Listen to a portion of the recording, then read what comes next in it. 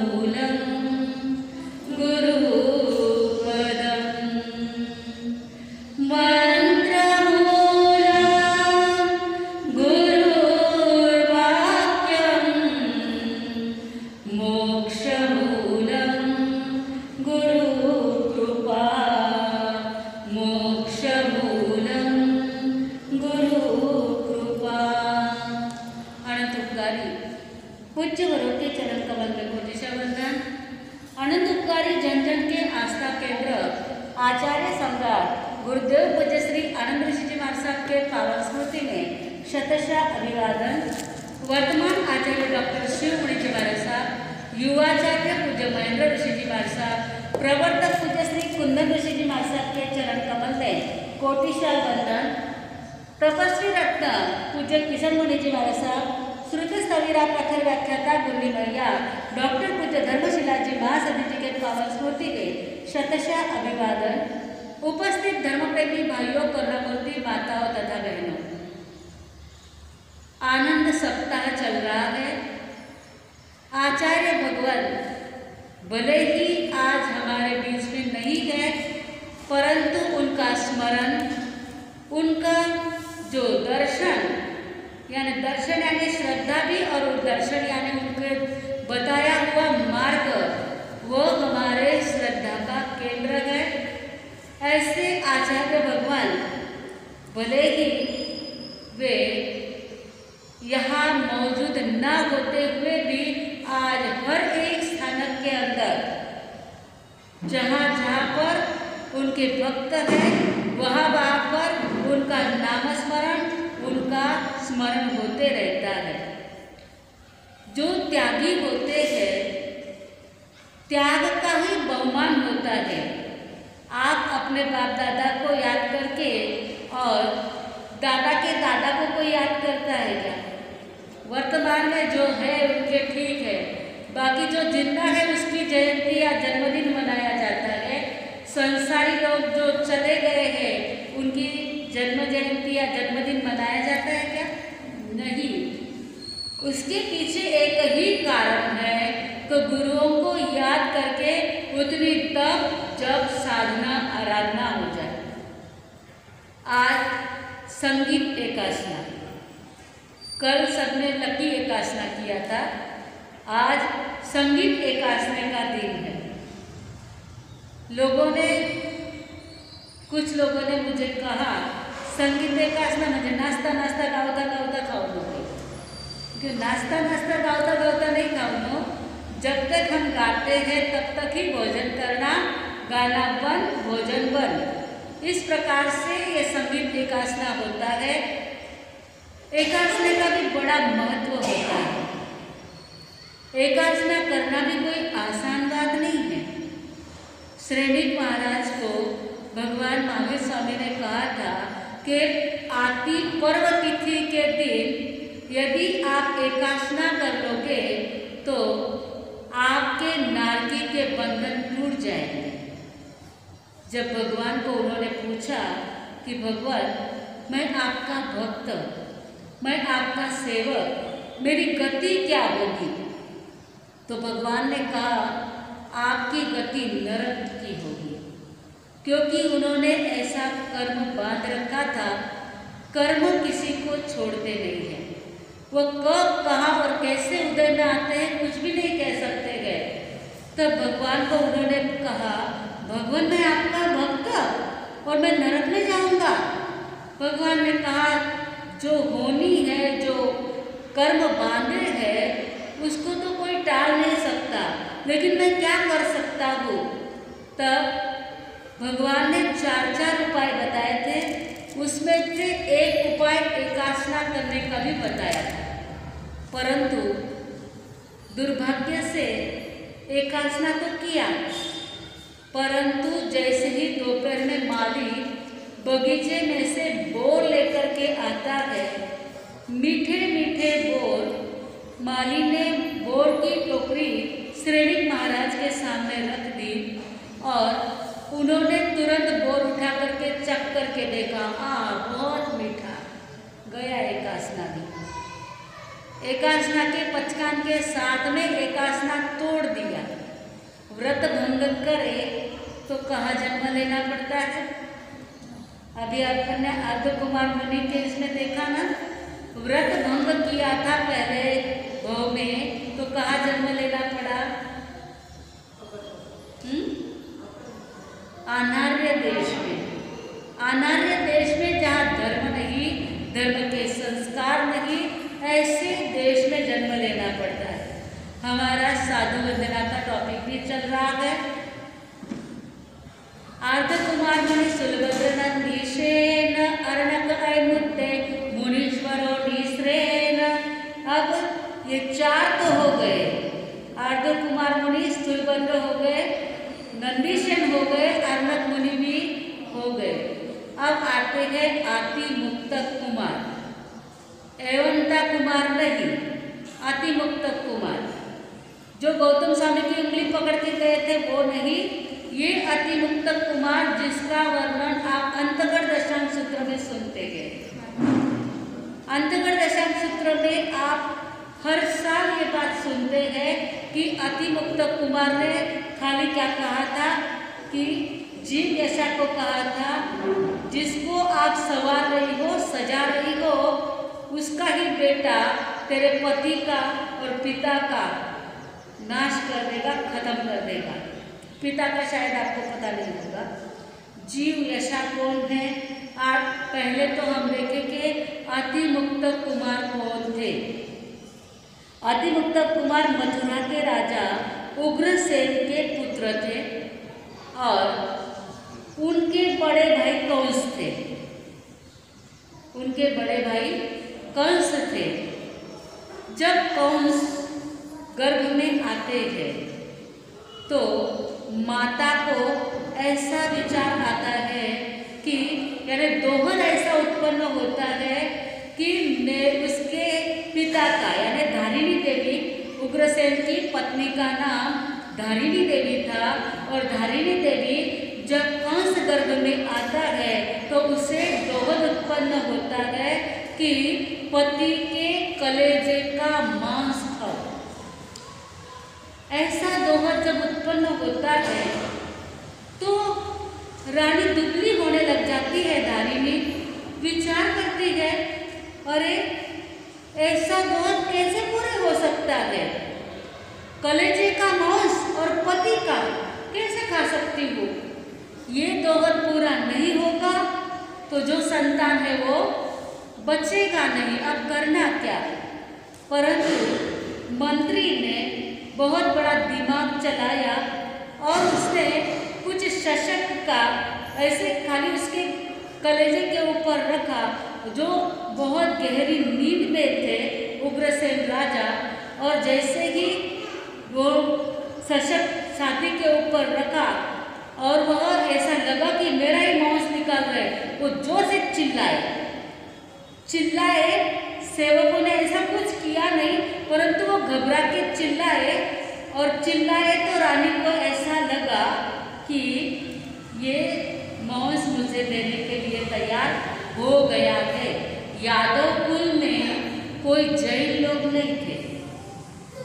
ये बातें जब आती है ना तो जरा दिमाग घूमने लग जाता है कि ऐसे कैसे लोग होते हैं जो मांसाहारी होते हैं। यादव कुल के अंदर ऐसे लोग नहीं थे, इसीलिए तो नेमिनाथ के जान के अंदर मांसाहार के लिए पशुओं को बाड़े में बांध के रखा था। और जैन ये कोई जन्मजात जाति नहीं है। जन्म से जैन तो बहुत हो जाते हैं, लेकिन कर्म से जो जैन होता है वह सच्चा जैन होता है। आज कितने ही जैन लोग जन्म से तो जैन है, लेकिन उनकी रहनी करनी खान पान जैन से भी बदतर हो चुकी है, और इसलिए उनको जैन कहा जा सकता है क्या? मात्र जैन का लेबल लगा देने से जैन नहीं कहे जा सकते हैं। जैन का वैसा आचरण होना चाहिए। आगे जाकर के ये लोग जो यादव कुल में नेमिनाथ भगवान की दीक्षा हो जाती है, तब से तो ये सारे जैन हो जाते हैं, परंतु पहले ये कोई जैन नहीं थे। आज के जमाने में भी ऐसे लोग हैं। चित्तौड़गढ़ में खाटिक लोग रहते, खाटिक लोग। आपने सुना है कभी ये बात? खटिक लोगों की बात आपने कभी सुनी है? चित्तौड़गढ़ के पास में खटिक लोग रहते हैं और एक समृद्ध मुनि बन करके गए, जो वो खटिक लोगों को जिन्होंने डंडा पानी दिला करके श्रावकों से यानी उनको समझाया कि हिंसा में कितना पाप होता है, ऐसा समझा करके उन लोगों को जैन लोगों के द्वारा बिजनेस दिलाया और उनका खटिक का धंधा चलाया, और आज वो लोग जैन बन गए हैं। उसमें से 25-30 लोगों ने दीक्षा तक ले ली है। जो खटिक लोग हैं उसमें से ज़्यादा, अब तो ज़्यादा हो गए होंगे, और वो अब जो जिन लोगों के हाथ में तलवार रहती थी, छुरे रहते थे, ऐसे लोगों के हाथ में पूंजनी आ गई है। हमारे गुरुदेव मोहन ऋषि जी महाराज साहब जो अहमदनगर में थे, शायद आप लोगों तक तो पता नहीं होगा, लेकिन ये जो बड़ी उम्र वाले हैं उनको तो पता होगा। मोहन ऋषि जी महाराज साहब, विनय ऋषि जी महाराज साहब पता है ना, राका जी ने मालूम है, गांधी जी ने मालूम है, जो लास्ट में समझो ना 78 में मोहन ऋषि जी महाराज साहब डेवलप हो गए। परंतु कोई भी कहता था कि गुरुदेव दान कहाँ देना, तो गुरुदेव कहते थे चित्तौड़गढ़ में जो खटिक लोगों को जैन बनाया जाता है वहाँ पे दान दो। और वहाँ पे आज के तारीख में भी वो काम चल रहा है, और चित्तौड़गढ़ में ऐसे खटिक बहुत लोग जैन बन गए हैं। जब वो लोग उन सब बच्चों को लेकर के आते थे तो वो लोग ऐसे ऐसे गीत गाते थे कि सुनने वाले हिल जाते थे। जिस हाथ में छुरी थी उस हाथ में पूंजनी आ गई, इस प्रकार से वो कहते हैं। तो ऐसे ही कुल में जन्मे हुए नेमिनाथ भगवान भी है और कृष्ण भगवान भी है, राजीमती भी है, लेकिन जीवन जब परिवर्तन हो जाता है तब वे जन जिन बन जाते हैं, वे जन जिन बन जाते हैं। सबसे पहले मैं ये प्रश्न पूछती हूँ आपको, जैन किसे कहते हैं? जैन किसे कहते हैं? आप लोग जैन हो ना, तो जैन किसे कहते हैं ये तो समझना चाहिए कि नहीं? जो रात्रि भोजन नहीं करता, जो कंदमूल नहीं खाता, किसी को डॉक्टर ने कह दिया हो तो वैसा भी नहीं करता है। परंतु जैन ये शब्द कैसे बना है? जन, जन के ऊपर दो मात्रा, जो जन, दो मात्रा यानी राग और द्वेष, जो जन राग और द्वेष को छोड़ते हैं वो है जैन, और वे जैन ही राग द्वेष पर विजय प्राप्त करके जिन बन जाते हैं। जैन उन्हें कहते हैं जिन्होंने राग और द्वेष के ऊपर विजय प्राप्त की है। जब ये जन जैन नहीं थे, परंतु जैसे ही उन्हें धर्म के संस्कार पड़े तो वो जैन बन गए। उन्होंने हिंसा, झूठ, चोरी आदि का त्याग कर दिया और आगे जाकर के यही जन जैन के कोटि में गिने जाने लगे। तो हमारा विचार चल रहा था अति मुक्त कुमार। अति मुक्त कुमार छोटे थे और उस यानी कंस के छोटे भाई हैं। कंस को जैसे ही माँ को ऐसा दोहद आया, माँ को ऐसा लगा जो बच्चा जन्मने के पहले ही पिता के कलेजे का मांस खाना चाहता है, ऐसा पुत्र आगे जाकर के क्या खराब काम नहीं करेगा। जो जन्म लेने के बाद भी वह बिगड़ा हुआ ही तो रहेगा। और आप सबको विदित है वो सुधरे हुए थे क्या? कंस बिगड़े हुए ही थे। तो उस कंस को जैसे ही जन्मता है, दासी के द्वारा कांसे की पेटी में बंद करके यमुना नदी में बहा देते हैं। अब वो यमुना नदी तैरते तैरते वो पेटी शौर्यपुर जाकर के रुकती है। वहाँ सुभद्र नाम के से सुबह टहलने के लिए नदी किनारे जाते हैं। देखते हैं नदी में बहुत सुंदर एक पेटी तैर करके आ रही है। अब वो राजघराने की कांसे की पेटी, उसको देखते ही विचार आता है इतनी सुंदर पेटी में क्या होगा, इसलिए वह सुभद्र से उसको निकालते हैं। तो उसमें से पुत्र निकलता है। जो कांस्य पेटी में से निकला है उसको एक कपड़ा, एक शाल लपेटी हुई थी और उस शाल में उग्रसेन राजा की मुद्रिका लगाई हुई थी। उस शाल को मुद्रिका बांधी हुई थी, अंगूठी बांधी हुई थी, जिसके ऊपर उग्रसेन का नाम था। विचार करते हैं, उग्रसेन ये पुत्र को पानी में बहा दिया, जो होगा सो होगा, अपने को पुत्र नहीं है, सामने से चलकर के बेटा आ गया है तो उसका स्वागत कर लेना चाहिए। पेटी लेकर के घर पे जाते हैं, पत्नी को बताते हैं, अब वह राजकुमार, इतने बड़े उग्रसेन राजा का बेटा और इतनी सुंदर मुद्रिका, सब देख करके वह पत्नी भी खुश हो जाती है। बहुत बढ़िया, अपने को पुत्र नहीं थी, पुत्र प्राप्त हो गया। अब वह बड़ा होने लग जाता है।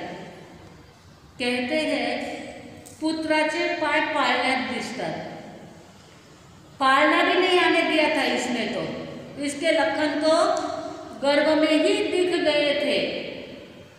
तो जैसे ही वो बड़ा होता है तो बड़ा होकर के बच्चों के साथ में खेलने को जाता है, बच्चों को मारता है, किसकी अंगुली मरोड़ देता है, किसका हाथ मरोड़ देता है, किसी को गिरा देता है, इस प्रकार से बहुत तूफान करता है।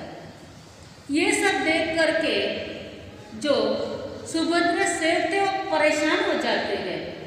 रोज की फरियाद, रोज बच्चे के गली के बच्चों के माँ बाप आते और कहते आपका लड़का ऐसा करता है, आपका लड़का वैसा करता है। अब राजा को, सुभद्रा सेठ को तो पता था कि ये उग्रसेन की मुद्रिका वाला एक है, तो ये होगा तो होगा, कोई राजकुमार ही होगा, परंतु इसको इसी कारण तो बहा दिया होगा। वह वहाँ के राजा वसुदेव, वसुदेव कौन? कृष्ण के पिता। वसुदेव के पास में जाते गए और कहते गए इस लड़के को आप ही संभालो बाबा, ये अपना काम नहीं है, ये भयानक लड़का है। अब वसुदेव बहुत ज़्यादा पावरफुल थे। वसुदेव ने उसे अपने बेटे को संभालने के लिए रखा, अपने पुत्रों को संभालने के लिए सेवक की तरह उसको रखा और उसके ऊपर पहले से इतना कंट्रोल रखा कि वह किसी प्रकार की गड़बड़ ना कर सके।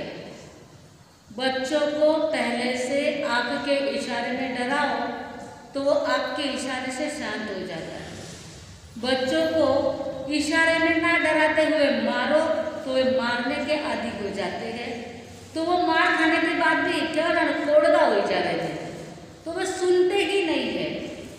तो वसुदेव ने देखा ये सुभद्रा सेठ के पास में तो ये बराबर नहीं रहा, लेकिन मैं पहले से इसको ऐसे ढाक में रखूं कि ये आंख भी ना उठा सके। तो कंस को पहले से इतने ढाक में रखा कि वो कुछ भी कर नहीं पाता था। अब कंस ने उसको कलाएं सिखाना चालू कर दिया, शस्त्र कला, युद्ध के अंदर जितनी कलाएं सीखनी चाहिए वे सारी कलाएं सीख ली। वैसा तो बड़ा होशियार था, राजकुमार राजकुल में जन्मा हुआ था, तो ऐसी कला तो उसको फटाफट आ गई। अब उसने ये कला के ऊपर विजय प्राप्त कर लिया, यानी ऐसी कला सीख गया कि उसको देख करके भले राजा भी चकित हो जाते थे, इतना होशियार। ऐसा देख करके जरासंध ने अपनी पुत्री जो जीवयशा है उसके कंस के साथ में उसका विवाह कर दिया। अब जीवयशा कंस के घर में आ गई है, कंस ने अपना घर बसा लिया है। अब ये रहता कहाँ है? वसुदेव के वहाँ रहता है। वसुदेव के घर में कंस रहता है और जीवयशा उसके बाल सवार रही है। किसके? देवकी के। देवकी के बाल सवार रही थी, क्योंकि वह जो देवकी है वहाँ ही उसी राज्य में थी और वह कौन थी? कंस की बहन थी। वो कौन थी? कंस की बहन थी। अब जीवयशा उसके बाल सवार रही थी, क्योंकि उसकी शादी पास में आ गई थी और शादी की बड़ी धूमधाम चल रही थी। सोचा था कंस ने इसका विवाह ऐसा करेंगे, वसुदेव के साथ में ही विवाह करना था। अब इसके बाल सवार रही है और उतने में अति मुक्त मुनिराज गोचरी के लिए आते हैं, जो कंस के सगे भाई हैं, लेकिन उन्होंने दीक्षा इसलिए ली थी कि ये कंस जब शस्त्र अस्त्र विद्या सीख लेता है तो शस्त्र अस्त्र से उसको पता चल जाता है मेरे पिता ने मुझे पानी में बहा दिया था, क्योंकि वो उग्रसेन की अंगूठी थी ना, तो उसको पता चल जाता है। और वो पता चलने के कारण उसने युद्ध करके वह राज्य अपने हाथ में ले लिया था और उग्रसेन को जेल में डाल दिया था। अब उग्रसेन जेल में है, कुछ कर तो नहीं पाते हैं। अतिमुक्तक देखता है मेरे बड़े भाई ने पिता को जेल में डाल दिया, ये संसार कैसा विचित्र है, बाप को बेटा जेल में डालता है, अरे रे इस दुनिया में कोई किसी का नहीं है। इस प्रकार से उसको चिंतन आने लग जाता है, वो विचार करता है ऐसे खराब संसार में रहना ही नहीं। संसार नो चित्र जोवा जरा आँख खोलो, संसार खोटो छे तमे एक बार बोलो, संसार खोटो छे तमे एक बार बोलो, भूख दुख वेठीने तू पैसा कमानो, दुनिया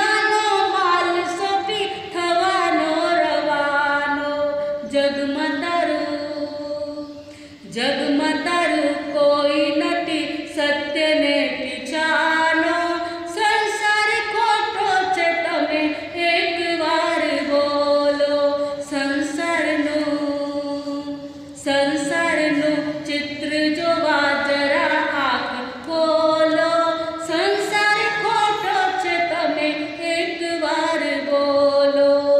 यह संसार झूठा है कि झूठो? एक बार तो बोलो है, मुझे छोड़ो। संसार झूठा है, सब कोई जानता है। अतिमुक्तक कुमार भी जानते हैं कि जब बेटा बाप को जेल में रखता है, मुझे इस संसार में नहीं रहना है, वो दीक्षा ले लेते हैं।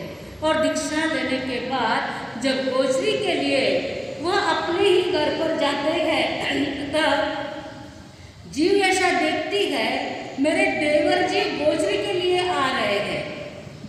वो जीवयशा भी तो बड़ी विचित्र थी। उसने कहा आओ आओ देवर जी, क्या आपके भाई राजा, क्योंकि उग्रसेन को जेल में डाल करके वो राजा बन गए थे, आपके भाई तो राजा राज सिंहासन पर राज कर रहे हैं और आप झोली लेकर के घर घर भीख मांगते हैं, आपको शोभा देता है क्या? जब धर्म के संस्कार नहीं रहते हैं तब व्यक्ति कुछ भी बोल बैठता है तो वह अतिमुक्तक कुमार सहन कर लेते हैं, चुपके से कुछ भी नहीं बोलते। फिर बाद में कहती है उसको शादी के कारण बहुत नशा चढ़ गया था, मद चढ़ गया था। वह देवर की शादी के अंदर नाचना गाना चाहती थी, वो नाचती है गाती है और ननद की शादी के अंदर, और अब देवर को कहती है आओ मेरे साथ में आप भी नाचो गाओ, अपनी बहन की शादी है। तब अतिमुक्तक कुमार तो भी चुप रहते हैं। आखिर वह गृहस्थी के कपड़े निकालती है, गृहस्थी का ड्रेस निकालती है और अतिमुक्तक के ऊपर फेंकती है और कहती लो ये उतारो साधु के कपड़े और पहन लो ये गृहस्थी के कपड़े। अब अतिमुक्तक कुमार को बड़ा गुस्सा आ जाता है, ये कितनी विचित्र है। तब उसके मुंह से भविष्यवाणी निकल जाती है। साधु कभी किसी की भविष्यवाणी कहते नहीं है, और उसने ऐसी खतरनाक भविष्यवाणी तो बिल्कुल नहीं कहते हैं, क्योंकि उससे अनर्थ होना हो सकता है, इसलिए कहते ही नहीं है। अब वह अतिमुक्तक मुनिराज कहते हैं अरे जीवयशा, जिस ननद की शादी के लिए तू इतनी नाचती है गाती है, उसके बाल संवारती है, उसका ही 7वां बेटा तेरे पति को मार डालेगा। अरे तेरे पति को ही नहीं, तेरे पिता को भी मार डालेगा। जरासंध को भी मारते हैं ना, कौन मारते हैं? कौन मारते हैं? हाँ, कृष्ण, बराबर है। तो जो देवकी का 7वां बेटा रहेगा वह तेरे पति को भी मार डालेगा और तेरे पिता को भी मार देगा, यानी जरासंध को भी वो मार देगा। यह सुनती है। अब वह शादी का काम तो सब बाजू में रह जाता है। वह अपने पति देव को 1 से 2, 2 से 4 बात कह देती है। बात की बात तो कहने वाले बहुत है, लेकिन बात को बढ़ा के कहने वाले उससे भी ज़्यादा है। अब वह अपने पति कंस को कहती है, आपके भाई अतिमुक्तक मुनिराज ने कहा है कि ये देवकी का 7वां पुत्र तुझे मार देगा, तुम्हें मार देगा और मेरे पिता को भी मार देगा। अब शादी तो कर देते हैं, किसके साथ में? देवकी की शादी किसके साथ होते हैं? वसुदेव के साथ में शादी तो हो जाती है, परंतु कंस ने वसुदेव और देवकी को कारागृह में रख दिया। बाप को एक साइड में कारागृह में रख दिया और इधर बहन और बहनोई को भी कारागृह में रख दिया। अब जैसे ही संतान होती है तो वह कंस उसको कारागृह में ही संतान होते गए। 1, 2, 3, 4, 5, 6 पुत्र हुए और 6 के 6 संतान को वह पत्थर के ऊपर ऐसा जोर से पछाड़ता और मार देता। जब 6ठी संतान थी उसको पछाड़ता है तो वह जाते जाते कहती है, मेरे को मार दो, मेरे को मार दो, कोई बात नहीं है, परंतु मेरा आगे आने वाला जो भाई रहेगा वह तुझे मार देगा। ये सारी बातें हो जाती है। जो मारता था वह कोई पुत्र नहीं था, कोई पुत्री नहीं थी। इसके सारे संतान कहाँ जाते थे? कहाँ जाते थे? सुलसा के घर। ऐसी वसुदेव भी कोई कम थे क्या? वसुदेव ने और देवकी ने ऐसी आइडिया की थी। सुलसा को हरिणगमेशी देव ने हरिणगमेशी देव सुलसा के मृत संतान ला करके देवकी के पास में रखते थे और देवकी के सारे संतान सुलसा के घर रखते थे। यानी देवकी का एक भी बच्चा मरा नहीं था, लेकिन देववाणी होती है। वो देववाणी मृत बच्चे के मुख से बोलाती है कि आगे आने वाली संतान तुझे मार देगी। और जो आगे की बात आपको कृष्ण जन्म जयंती के दिन कहेंगे। लेकिन अतिमुक्तक कुमार का अपने को देखना है कि जो अतिमुक्तक कुमार है, इन्होंने जो भविष्यवाणी की यो सत्य हो जाती है, परंतु ऐसी वाणी साधु बोलते नहीं है। साधु को भाषा समिति का पालन करना होता है। ऐसी भाषा नहीं बोलनी चाहिए साधु ने जिससे कोई अनर्थ हो जाए। यदि अतिमुक्तक मुनि ऐसा नहीं बोलते तो कंस इन 6 संतान को मारता क्या? वो तो मरे हुए थे, परंतु वो पाप तो वो करता ही था ना। तो ये संतान यदि सच में वो संतान रहती और मार देता तो कितना हाहाकार मचता था। परंतु ये तो जो होता है वो भगवान ने जिसका आयुष्य लिखा है उसको कोई मार नहीं सकता है। परंतु अतिमुक्तक कुमार गुरु के पास में, उनके गुरु नेमिनाथ भगवान के पास में जाते गए और जो भविष्यवाणी कह दी उसका प्रायश्चित्त लेते गए। आलोचना करते गए कि मुझे गुस्सा आ गया और मैं भविष्यवाणी बोल करके बैठ गया। तब जब साधना आराधना के कारण उनमें ऐसी लब्धि, ऐसी शक्ति प्राप्त हो गई थी जिसके कारण से उनके मुख से ये बात निकल पड़ी थी। तो अतिमुक्तक कुमार आलोचना प्रायश्चित्त करके अंत में संलेखना संधारा करते गए और सिद्ध बुद्ध मुक्त बन जाते हैं। अर्णक ऐमुत्ते मुनीश्वरोनी श्रेण, ये सभी मुनिराज स्वर्ग और मोक्ष को प्राप्त कर लेते हैं। ऐसे मुनिराज के चरणों में साधु वंदना में वंदन नमस्कार किया गया है। हम भी दुनिया में ऐसा देखते हैं कि जो बात होनी है उसको कोई टाल नहीं सकता है। कोई लाख करे चतुराई रे, कर्म का लेख मिटे ना रे भाई, कर्म का लेख मिटे ना रे भाई। जरा समझो इसकी सच्चाई रे, कर्म का लेख मिटे ना रे भाई, कर्म का लेख मिटे ना रे भाई। यह कर्म का लेख कोई भी मिटा नहीं सकता है, किसे भी टल नहीं सकता है। आगे जाकर के कृष्ण कंस का वध भी कर देते हैं और जरासंध को भी मार देते हैं, परंतु अतिमुक्त कुमार तो अपने पिता को जेल में रखा यह दुख देख करके और उन्होंने दीक्षा ली। आपने कितने लोगों का दुख देखा है दुनिया में? जेल तो बात की बात रही, कितने को मरते देखा है। हमारे भाई लोग कितने लोगों को कंधे पे उठा करके स्मशान में पहुंचा के आ गए हैं। लेकिन संसार तो नहीं छूटता, लेकिन संसार की आसक्ति तो छूटती है कि नहीं? संसार की आसक्ति भी नहीं छूटती है। और यदि संसार की आसक्ति छूटे तो जीवात्मा जल्दी से जल्दी कम से कम 3 भव में, मध्यम 15 भव में या अर्ध पुद्गल परावर्तन में तो मोक्ष प्राप्त करता ही करता है। पर आसक्ति छूटनी चाहिए। जिसकी आसक्ति छूटती है उनके आत्मा का कल्याण हो जाता है। हमें 10 बजे प्रवचन पूरा करना होता है, प्रश्नोत्तर आदि भी सब लेने हैं। इसलिए बोलो भगवान महावीर